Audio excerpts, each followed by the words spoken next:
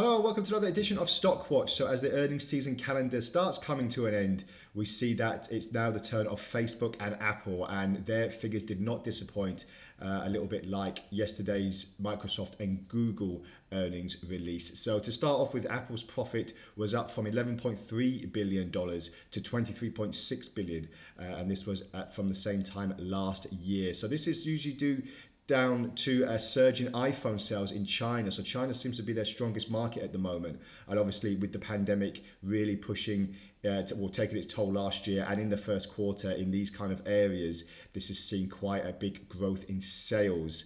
And it's actually nearly doubled and leading to an overall revenue in the first 3 months of up to almost $90 billion. So that's up more than 50% from a year earlier.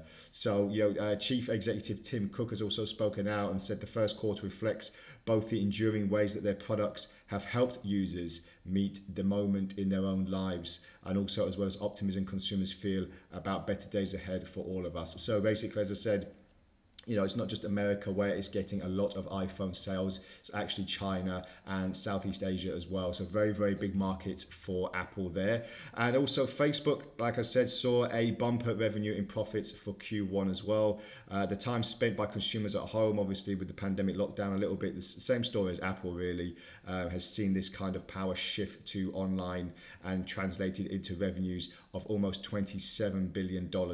And this was up from 9.5 billion that analysts expected. So very, very big numbers there as well.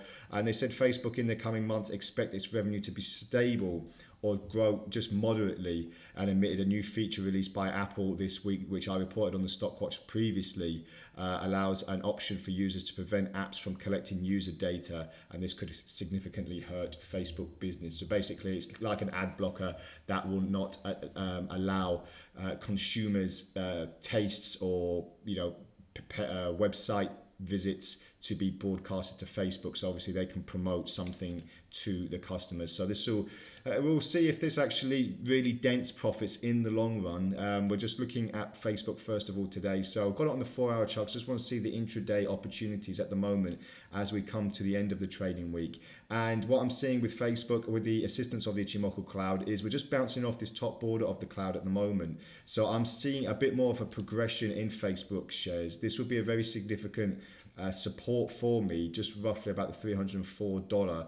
As you can see here on the RSI, we're seeing a bit of a hidden bullish divergence, which could propel prices even higher, which is what I'm kind of expecting at the moment. I've already had a buy position in roughly at the $300. When it hit the $300 mark, I had a buy stop pending order just to cut, and it triggered.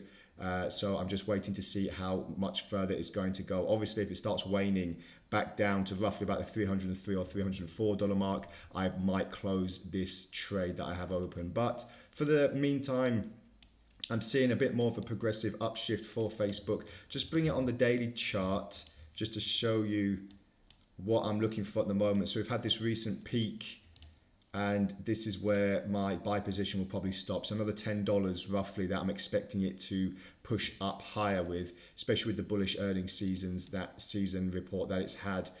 So yeah, just waiting to see now for the next couple of days. Obviously, we're coming to the end of the trading week tomorrow, so we'll see what is in store for Facebook. Apple, on the other hand, I looked at Apple recently, and I'm just waiting to see if it's going to eclipse this recent peak, or if we're going to have a bit more of a resistance on the chart to see if this is going to become a bearish divergence on the RSI. If we do get a bit more upside momentum,